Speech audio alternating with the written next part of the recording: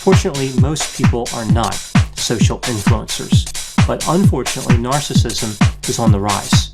Here we see more evidence that the threat of narcissism needs to be taken seriously. Coronavirus.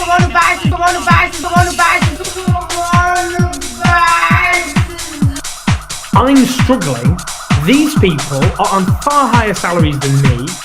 They're at my expense. Government, let me tell your motherfucking something. I don't know what the fuck this coronavirus is about. I don't understand. My workplace, I'd be sacked for gross misconduct. And it was that sense of one rule for them and one rule for the rest of us. But if you combine that with a deadly pandemic which has killed tens of thousands of people and led to the deprivation of the most basic freedoms that we have, and to massive economic and social dislocation, and the people at the top who design the rules they are telling you you must follow or people will die, and indeed many people have been fined for breaking, that I think is not just ridicule, it is blood-boiling fury. And I wouldn't underestimate that. So yes, to a degree, people are ridiculing these people, but I don't think people saw that clip by Michael Gove and were kind of guffawing at the absurdity of it. Maybe there was an element of that. I think they see that as total and utter contempt at a time when millions of people are going through the biggest sacrifices they've ever made. And I think that sense, there's not, and just quickly on that, What the hell are you doing? Oh, hell no. Oh, hell no. Oh, hell. My daughter had a nightmare. She was about 4. This was at the time when she first started to notice graffiti and litter, and both graffiti and litter bothered her. She couldn't understand the motivations behind the graffiti artist, and she didn't like the fact that there was litter cluttering up the world's order. And the reason she got sensitive to that as a child was because children are really, really dependent on order, right? I mean, and the reason for that is that their realm of competence is rather restricted. So they like to see things messed up. So little kids, for example, they're not happy with you if you play a game with them and then mess around with the rules of the game. They don't like that at all. They think that that's immoral activity to shake up the structure of the game. Well, anyways, while she was pondering all this, she came into our bedroom one night and said, "Dad, I had a nightmare." Now, we all know, right? Nightmares aren't real, just like dragons. Dreams aren't real. Of course, which raises the question of why in the world you bother having them 6 or 7 hours a night every single day of your life, and why they're a recognized feature of animal behavior all the way down to the amphibian level. She said, "I dreamt that there was a clear flowing stream, but in the stream there was all sorts of garbage, and it scared me and bothered me so much I woke up." So I told her, "Look, close your eyes and imagine the stream. It's full of garbage. What should you do about it?"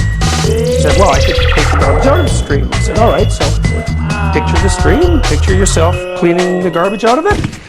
Do I have any way to test your eyesight on your week off? I did. I drove all the way to Durham to see a castle, but my eyesight was terrible. It was so bad, I put a lot of young children in the back of my car just to make sure that if I did crash... But you were really testing it. Because caring for kids is my paramount consideration. Yeah.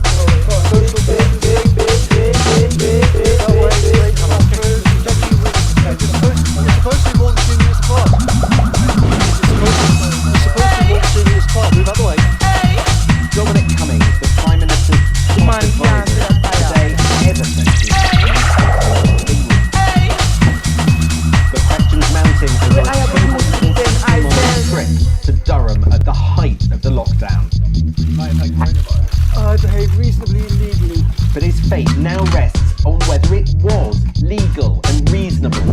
But one thing is clear.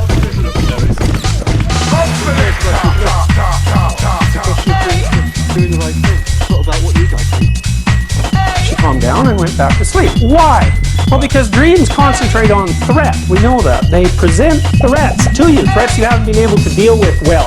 There's a part of your brain that tracks threats, and it's not really all that smart in some ways. All it does is say, "Look, here's the problem," and it's waiting for the rest of your brain to conjure up some solution to that problem. And if it doesn't conjure up a solution, then it just presents the problem over and over and over and over and over. So people who have post-traumatic stress disorder, for example, who've been really upset by their contact with something unexpected, dream about the same tragedy forever until they solve it. And they solve it by facing it and living it over and over. voluntarily. So you might think right off the bat from listening to that little story that suggesting to your 4-year-old daughter who just had a nightmare that her fears aren't real and that the dream representation of them isn't real because it's not tangible like a table might not really be the best approach to the problem. So you see, Billy, he's pretty much got it right off the bat, right? The dragon wagged its tail happily when Billy patted its head. Billy went downstairs to tell his mother. There's no such thing as a dragon, said Billy's mother, and she said it like she meant it. So there's a dragon in this house. Now the next thing you might wonder is, how often have you actually gone into a house where there's a dragon? My guess is if you don't take this particularly specifically and allow yourself to use your imagination and to think metaphorically for a moment, you've all encountered dozens of houses that were filled right to the rafters with various dragons, all of which were being studiously ignored by the people who inhabited the house. No, Jigsaw's testing you, you fucking piece of shit! He should understand that public mood now, one of fury, contempt and anguish. He made those who struggle to keep to the rules feel like fools and has allowed many more to assume they can now flout them. I'm in hell. I know you are.